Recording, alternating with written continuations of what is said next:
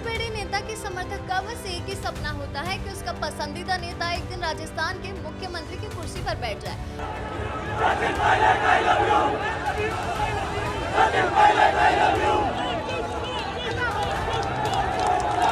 और जब बात राजस्थान के इन 5 बड़े नेताओं की हो तो इनकी फैन फॉलोइंग का क्रेज तो पूरे सूबे में सिर पर चढ़कर बोलता है। इनके समर्थक अपने नेता को भावी सीएम बताने का कोई मौका भी नहीं छोड़ते, लेकिन समर्थकों की चाहत और जमीन की हकीकत में कितना फर्क है। आइए आज नेताजी अनफिल्टर्ड में सीधे पॉइंट पर आते हैं और जानते हैं कि इन 5 दिग्गजों में से किसके सिर पर जो है वाकई मुख्यमंत्री का ताज सज सकता है। अगर बात राजस्थान के अगले मुख्यमंत्री बनने की हो तो इन 5 नेताओं की ग्राउंड रियलिटी, राजनीतिक ताकत और पॉसिबिलिटी एकदम अलग अलग है।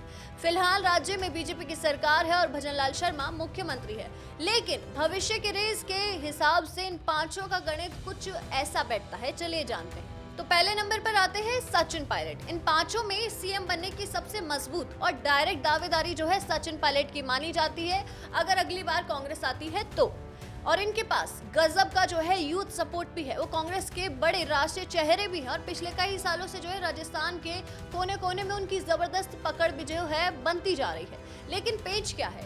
पेच है उनकी राह में सबसे बड़ा रोड़ा कांग्रेस की अंदरूनी गुटबाजी और अलाकमान के फैसले होते हैं, जिनसे पिछली बार भी उन्हें कुर्सी के करीब लाकर जो है रोक दिया गया था। वहीं दूसरे नंबर पर आते हैं हनुमान बेनीवाल। बेनीवाल जो है अपनी पार्टी चलाते हैं आरएलपी, इसीलिए अकेले दम पर सीएम बनना काफी मुश्किल है। लेकिन हाँ, हंग असेंबली की स्थिति में जो है वो किंग मेकर बनकर डिप्टी सीएम या फिर बड़ी भूमिका पा सकते हैं। उनकी ताकत है मारवाड़ और जाट बेल्ट में उनका तगड़ा होल्ड, और किसान युवा उनकी बेबाक राजनीति के तो दीवाने ही हैं, जो किसी भी बड़ी पार्टी का खिल बिगाड़ने के लिए बहुत काफी होता है।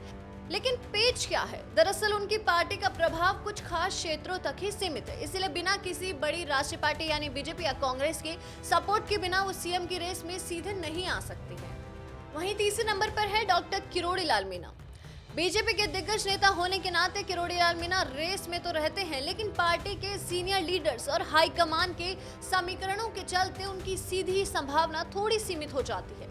उनकी ताकत है पूर्वी राजस्थान और आदिवासी बेल्ट में वो अकेले दम पर सीटें पलटने का जो है दम रखते हैं। जनता के बीच उनकी छवि संकट मोचक और जमीन से जुड़े नेता की है।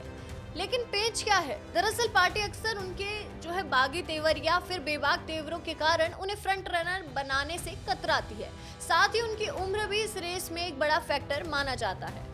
वहीं चौथे नंबर पर आते हैं रविंद्र सिंह भाटी। भाटी अभी भी बहुत युवा है, निर्दलीय और छोटे स्तर की राजनीति करते हैं, इसलिए फिलहाल उनके सीएम बनने की संभावना ना के बराबर है, पर वो भविष्य के नेता जरूर है। वहीं 5वें नंबर पर आते हैं राजकुमार रोत। भारत आदिवासी पार्टी के इस चेहरे की डायरेक्ट सीएम बनने की संभावना फिलहाल सबसे कम है, क्योंकि इनका पूरा फोकस एक खास रीजनल पॉलिटिक्स पर ही है। और इनका पेच है कि इनका प्रभाव पूरे राजस्थान में नहीं, बल्कि इनकी पार्टी का एजेंडा पूरी तरह आदिवासी असीमता पर केंद्रित है, जिससे ये एक क्षेत्रीय और किंग मेकर की भूमिका तक ही सीमित रह जाते हैं। तो ये था इन 5 दिग्गज नेताओं की ताकत और उनकी कमजोरियों का पूरा सियासी समीकरण। तो आपको क्या लगता है, इन चेहरों में से राजस्थान का अगला मुख्यमंत्री बनने का सबसे दमदार हकदार कौन है आपकी तरफ से? अपनी राय हमें कमेंट बॉक्स में जरूर बताइए। लेकिन रुकिए, हमारी स्पेशल सीरीज का अगला एपिसोड तो और भी धमाकेदार होने वाला है, जहां हम पर्दा उठाएंगे कि इन 5 नेताओं में सबसे ज्यादा सोशल मीडिया पर शक्तिशाली नेता कौन है। ये जानने के लिए चैनल को अभी सब्सक्राइब कर लीजिए। नेताजी अनफिल्टर्ड में आज के लिए बस इतना ही। मैं थी आपके साथ मनस्विनी। नमस्कार।